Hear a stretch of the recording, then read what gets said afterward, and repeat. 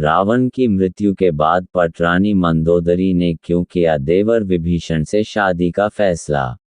रावण की मृत्यु के बाद उसकी पटरानी रानी मंदोदरी सती होना चाहती थी, लेकिन राम ने उसे ऐसा करने से रोक दिया। मंदोदरी बहुत धार्मिक थी और ज्योतिष की प्रकांड विद्वान भी। आखिर क्यों इस पतिव्रता स्त्री ने देवर से शादी करने का फैसला किया। दशहरा खत्म हो चुका है। देश में जगह जगह रावण दहन हो गया है। युद्ध में रावण की मृत्यु के साथ ही जब राम की जीत होती है तो उस दिन ही हिंदू धर्म में जीत की इस खुशी दशहरा त्योहार के जरिए जाहिर किया जाता है। रावण के परिवार में दो लोग सीता के अपहरण और युद्ध के खिलाफ थे। वो थे भाई विभीषण और पटरानी मंदोदरी। दोनों बिल्कुल युद्ध नहीं चाहते थे और लगातार रावण को सीता को सम्मानपूर्वक राम को लौटा देने के पक्ष में थे। लेकिन ऐसा नहीं हुआ। लड़ाई हुई, उसमें रावण मारा गया। इसके बाद राम ने लंका का राजपाट रावण के छोटे भाई विभीषण को सौंप दिया। लेकिन क्या आपको मालूम है कि रावण की पटरानी मंदोदरी का क्या हुआ? आखिर क्यों उसने विभीषण से शादी का फैसला किया?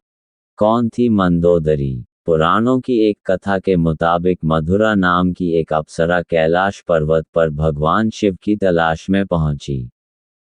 तलाशते हुए जब वो भगवान शिव के पास पहुंची तो उसने वहां पार्वती को न देखकर शिव को रिझाने के प्रयास शुरू कर दिए।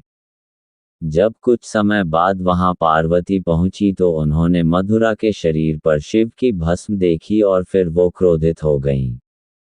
पार्वती ने मधुरा को शाप दिया कि वो 12 साल तक मेढक बनी रहेगी और कुएं में उसका वास होगा। मधुरा को अपनी गलती की कीमत चुकानी पड़ी और असह्य कष्ट का जीवन शुरू हो गया। राजा मायासुर ने शापित अप्सरा मधुरा को बेटी के रूप में स्वीकार किया। उसे वो महल ले आए। उसे मंदोदरी नाम दिया गया। मंदोदरी अत्यंत रूपवान और धार्मिक महिला थी। इस तरह मधुरा मंदोदरी बनी। जिस समय ये सारी घटनाएं घट रही थीं उसी समय कैलाश पर असुर राजा मायासुर अपनी पत्नी के साथ तपस्या कर रहे थे। दोनों एक बेटी की कामना के लिए तपस्या कर रहे थे। 12 वर्षों तक दोनों तप करते रहे। इधर मधुरा के शाप का जब अंत हुआ तो वो कुएं में ही रोने लगी। सौभाग्य से असुरराज और उनकी पत्नी दोनों कुएं के नजदीक ही तपस्या में लीन थे। जब उन्होंने रोने की आवाज सुनी तो कुएं के पास गए। वहां उन्हें मधुरा दिखी जिसने पूरी कहानी सुनाई। असुरराज ने तपस्या छोड़कर मधुरा को ही अपनी बेटी मान लिया। मधुरा का नाम बदलकर मंदोदरी कर दिया गया। महल का जीवन और रावण से मुलाकात। असुरराज के महल में मंदोदरी को राजकुमारी का जीवन मिला। वो अपनी नई जिंदगी में बेहद खुश थीं। लेकिन इसी बीच उसकी जिंदगी में रावण की एंट्री हुई। मंदोदरी के पिता मायासुर से मिलने रावण पहुंचा। वहीं उसने मंदोदरी को देखा और मोहित हो गया। उसने मायासुर से मंदोदरी का हाथ मांगा। मायासुर ने ये प्रस्ताव ठुकरा दिया तो क्रोधित रावण मंदोदरी का अपहरण कर लाया। दोनों राज्यों में युद्ध की स्थिति बन गई। लेकिन मंदोदरी जानती थी कि रावण उसके पिता से ज्यादा शक्तिशाली शासक है। इसलिए मंदोदरी ने रावण के साथ रहना स्वीकार किया। सीता अपहरण का विरोध। मंदोदरी का चरित्र रामायण में बेहद नैतिक दिखाया गया है। जब रावण ने सीता का अपहरण किया था तब मंदोदरी ने इसका विरोध किया। मंदोदरी बार बार रावण को ये समझाने का प्रयास करती रही कि दूसरे की पत्नी का अपहरण अपराध है। लेकिन रावण नहीं माना। आखिरकार राम के साथ युद्ध में रावण की बुरी पराजय हुई। वह मारा गया और मंदोदरी विधवा हो गई। मंदोदरी के साथ भी रावण ने बलपूर्वक अपहरण करके विवाह किया था, लेकिन विवाह के बाद मंदोदरी सच्चे मन से उसके प्रति समर्पित हो गई। हालांकि उसने रावण को बार बार समझाने की कोशिश की कि सीता का अपहरण करके उसने बहुत गलत काम किया है। उसे इस भूल को सुधार लेना चाहिए। विभीषण के साथ विवाह। रावण की मौत के बाद भगवान राम ने मंदोदरी को विभीषण से शादी का प्रस्ताव दिया था।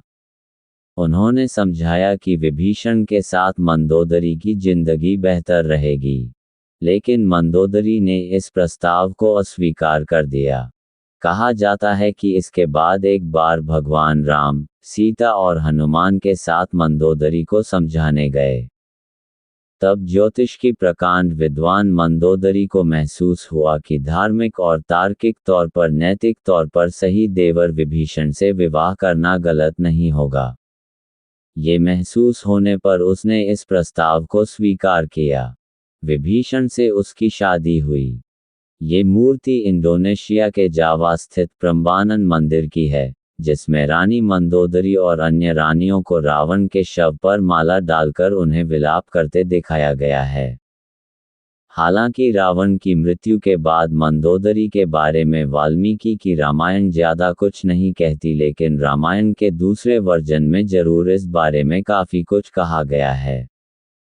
विभीषण भी पहले शादी के लिए तैयार नहीं थे। रावण के मरने के बाद जब मंदोदरी विधवा हो जाती है, तब भगवान राम विभीषण को सलाह देते हैं कि उसे अपनी भाभी से विवाह कर लेना चाहिए। ये परंपरा उन दिनों मान्य थी, लेकिन विभीषण के पहले से कई रानियां थीं और वह इसके लिए तैयार नहीं थे। ये भी कहा जाता है कि अगर विभीषण ये शादी कर लेते तो उन्हें भाई की जगह लंका पर शासन का नैतिक अधिकार भी हासिल हो जाता। विवाह राजनीतिक और राजकाज से ज्यादा जुड़ा था।